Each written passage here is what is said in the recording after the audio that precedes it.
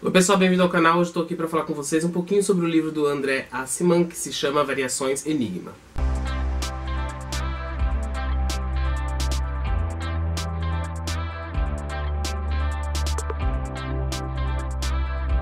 Esse nome, né, te pareceu familiar, ele é o autor do Me Chame Pelo Seu Nome, que virou filme, ficou super famoso aí no ano do lançamento do filme. Eu já li o Me Chame Pelo Seu Nome, tem vídeo aqui no canal onde eu falo sobre as minhas impressões, e agora eu vou falar um pouquinho sobre a história de Variações Enigma. Nesse livro nós vamos acompanhar o protagonista, que se chama Paolo, e nós vamos acompanhar aí durante 5 capítulos, mais ou menos, as relações, os relacionamentos que ele teve durante a vida dele. Nós começamos com ele numa cidade da Itália, onde ele com 12 anos conhece um marceneiro que se chama Giovanni, e ele tem uma atração por esse homem que é bem mais velho do que ele, afinal ele tem 12, o marceneiro tem lá os seus 30 e poucos, e ele não sabe muito bem o que está acontecendo, por que ele tem esse interesse tão grande nesse marceneiro, nessa pessoa, e aos poucos ele vai começar a desenvolver ali uma paixonite por esse homem bem mais velho. Depois nós vamos seguir outros relacionamentos do Paolo, em outras cidades, né, em Nova York, principalmente, e ele vai passar aí por outros relacionamentos com outras pessoas. Ele vai namorar durante muito tempo a Maud, que é uma garota ali que é jornalista e trabalha nesse ramo de ideias ali, cujo ele arrumou um emprego também. Então eles compartilham os mesmos círculos de amizade, os mesmos assuntos, e ele tem um namoro bem definido com essa garota, apesar de ter alguma coisa ali que está atrapalhando o relacionamento deles. Ele acha que ele está sendo traído, só que ao mesmo tempo ele sente uma atração muito grande pelo Manfred, que é um cara que joga tênis no mesmo lugar que ele. Então ele tem essa relação meio passivo-agressiva com esse namoro dele com a Maud. Depois nós vamos ter aí também, né, um relato onde ele vai descrever quais foram os momentos que ele viveu com o Manfred, e mais pra frente no final do livro ele também vai se envolver com outras mulheres, com a Heidi, com a Claire, enfim, vai ter aí uma série de namoros e relacionamentos e desejos que vão ser descritos durante o livro, e a gente vai acompanhando o desenvolver ou não desse personagem aí durante todo o enredo. Eu vou falar um pouquinho sobre os pontos positivos e negativos que eu achei aqui no livro. Primeiro, se você já leu Me Chame Pelo Seu Nome, você viu que o autor ele tem aquela característica, né, aquela escrita característica que é bem poética, bem gráfica, onde ele vai descrevendo tudo e parece que você está vendo, apreciando um quadro ou lendo uma poesia.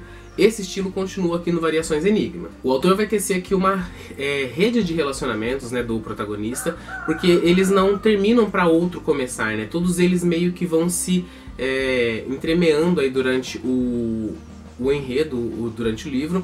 Então você vai vendo que o autor teve esse cuidado de pensar bem enquanto ele estava tecendo toda essa tapeçaria aí de relacionamentos do Paolo. O livro ele usa bastante daquele recurso de fluxo de consciência para nos dizer como o protagonista está se sentindo, quais são as dúvidas, angústias dele.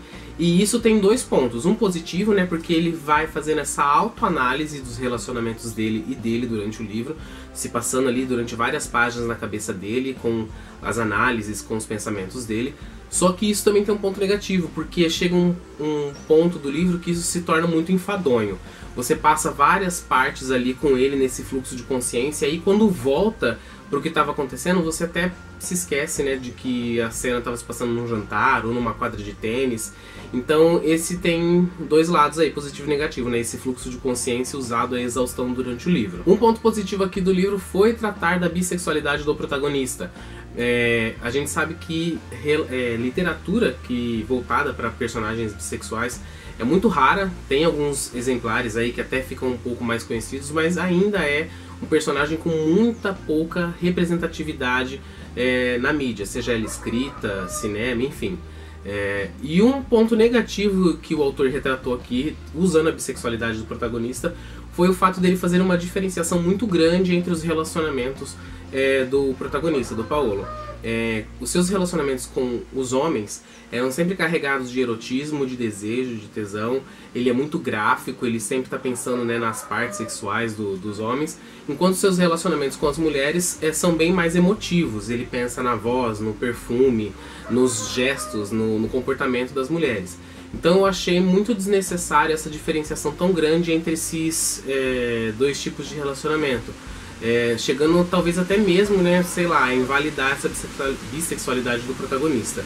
Eu acho que se os relacionamentos tivessem sido mesclados, né, se ele tivesse tido relações carnais tanto com homens quanto com mulheres, e relações mais aprofundadas tanto com homens quanto com mulheres, eu acho que isso seria um pouco melhor representado. Lembrando que durante o relacionamento dele com o Manfred, né, ele se aprofunda um pouco mais, mas o que se destaca mesmo nesse relacionamento é a vontade dele, né, física, perante esse novo aí possível amor. Um problema que eu achei muito grande nesse livro, que também tinha no Me Chame Pelo Seu Nome, mas aqui ficou bem mais evidente, é o limite de idade entre os relacionamentos que o autor propõe. Lá em Me Chame Pelo Seu Nome nós tínhamos o Enio, que era um adolescente ali de 16, 17 anos, que encontra um homem mais velho, né, de seus 25, 28, não me lembro. E isso já é um pouco, né, forçado, porque afinal de contas é um adolescente se relacionando com um homem adulto.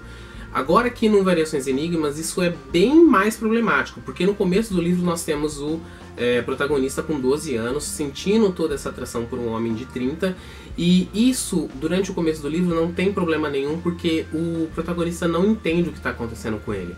Ele aos poucos vai percebendo que ele está sentindo ali uma paixãozinha, só que tudo começa a ficar bem mais problemático quando o autor dá a entender que o adulto pode corresponder a esse interesse, a esse desejo.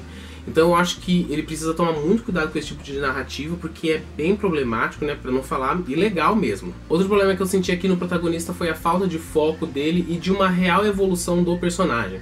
Se você pegar aquele garoto de 12 anos, as angústias que ele sentia, e transportar depois, né, depois você pegar partes ali do final do livro, com as mesmas angústias, o mesmo sentido de inadequação, ele busca sempre algo que ele não tem e ele não consegue evoluir de maneira nenhuma.